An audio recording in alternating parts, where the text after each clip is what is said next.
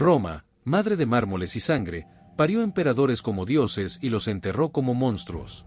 Entre sus columnas, donde el eco de la gloria se mezcla con el susurro de la traición, surgió uno que no pidió permiso para reinar, Calígula. No fue simplemente un hombre. Fue un espejo roto, una herida abierta en el rostro del poder. ¿Locura? ¿Genialidad? ¿O el resultado inevitable de un imperio que confunde divinidad con dominio? Este relato no busca absolver ni condenar. Busca exponer. Como un sacerdote que abre el velo del templo, aquí se revelan los juegos sádicos, las liturgias del dolor, y el teatro de sombras que convirtió a un joven heredero en el emperador más temido de su tiempo. Prepárate. No estás por leer historia. Estás por presenciar un ritual. Antes de comenzar este video, recuerda suscribirte y darle like. Dicen que los dioses romanos caminaban entre los hombres, disfrazados de soldados, emperadores o mártires. Pero algunos no se disfrazaban, simplemente nacían rotos. Calígula, el niño de las Cálige, no fue moldeado por el poder, fue incubado en él. Su apodo, diminutivo de las sandalias militares que usaba mientras acompañaba a su padre Germánico en las campañas, parecía una caricia. Un gesto de ternura en medio del acero. Pero Roma no acaricia, Roma marca.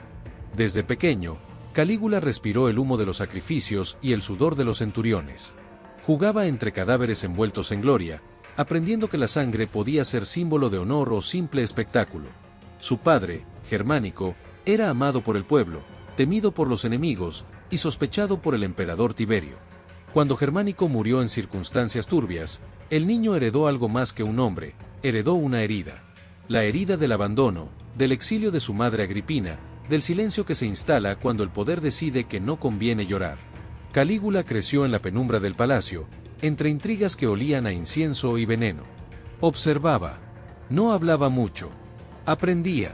Era el niño que no debía estar allí, pero que todos temían que algún día lo estuviera. Y ese día llegó. Cuando Tiberio murió, tras años de paranoia y crueldad, el pueblo vio en Calígula una esperanza. El hijo del amado Germánico. El joven que podía devolverle a Roma su alma. Lo recibieron como a un Mesías. Pero nadie preguntó qué había visto ese niño. ¿Qué había absorbido? ¿Qué había aprendido del dolor, del abandono, del poder que castiga antes de preguntar? Porque Calígula no llegó al trono como un hombre. Llegó como un recipiente. Lleno de sombras, de memorias rotas, de rituales sin sentido. Y cuando se sentó en el trono, no lo hizo para gobernar. Lo hizo para vengarse. No de personas, sino del mundo. De la lógica. De la cordura. De todo lo que alguna vez lo hizo sentir pequeño. Así comenzó la historia del emperador que convirtió Roma en su teatro personal. Pero antes del terror, antes del delirio, hubo un niño. Un niño con sandalias militares, que caminaba entre soldados sin saber que algún día, todos caminarían entre sus sombras. Roma lo recibió como a un dios encarnado. Las calles se llenaron de incienso, vítores y promesas. Calígula, el joven heredero, hijo del amado Germánico, ascendía al trono como si el destino finalmente se hubiera arrepentido de sus errores. Durante unos breves meses, el imperio creyó en la redención. El nuevo emperador ofrecía espectáculos, perdonaba deudas, liberaba prisioneros. Era como si la luz hubiera regresado a los pasillos oscuros del poder. Pero la luz, en Roma, siempre es una ilusión. Y Calígula no había venido a sanar. Había venido a mostrar lo que ocurre cuando el vacío se viste de oro. La transformación fue sutil, casi imperceptible. Primero, gestos extraños. Miradas prolongadas. Risas en momentos inapropiados. Luego, decisiones que desafiaban la lógica, nombramientos absurdos, decretos que parecían escritos por un poeta enloquecido. El joven emperador comenzó a hablar de sí mismo como si fuera más que humano. No como heredero de César, sino como encarnación de Júpiter. El trono dejó de ser un asiento, se convirtió en altar. Y Calígula, en sacerdote de su propio culto. Pero el verdadero descenso comenzó cuando el poder dejó de ser suficiente. Cuando gobernar no bastaba, y entretenerse se volvió una necesidad. Entonces, Roma se convirtió en su circo personal. Las ejecuciones dejaron de ser castigos, se volvieron espectáculos. Los gladiadores no luchaban por honor, sino por capricho. Los senadores temblaban no por conspirar, sino por no hacer reír. Calígula no pedía obediencia, pedía sumisión ritual. Cada gesto debía ser una ofrenda. Cada palabra, una plegaria. Nombró cónsul a su caballo, incitatus, no por locura, sino por burla. Era su forma de decir que el orden romano no valía más que un relincho. Obligó a los nobles a participar en orgías públicas, a las esposas de los senadores a desfilar como sacerdotisas de su deseo. Las hermanas, Drusila, Julia y Agripina, fueron elevadas a estatuas vivientes, símbolos de un culto que mezclaba sangre con deseo, poder con incesto. Y el pueblo, ese pueblo que lo había recibido como Salvador, miraba, aplaudía, callaba, porque el terror, cuando se convierte en ritual, ya no se discute, se celebra. Calígula no gobernaba, oficiaba. Cada día era una misa perversa, cada noche, una ceremonia de excesos. Y Roma, que había visto emperadores crueles, nunca había presenciado uno que hiciera del dolor una forma de arte. El circo era su templo, el pueblo, su congregación, y el imperio, su juguete. Pero los rituales, incluso los más oscuros, tienen un límite. Y el límite no lo marca la moral, sino el miedo.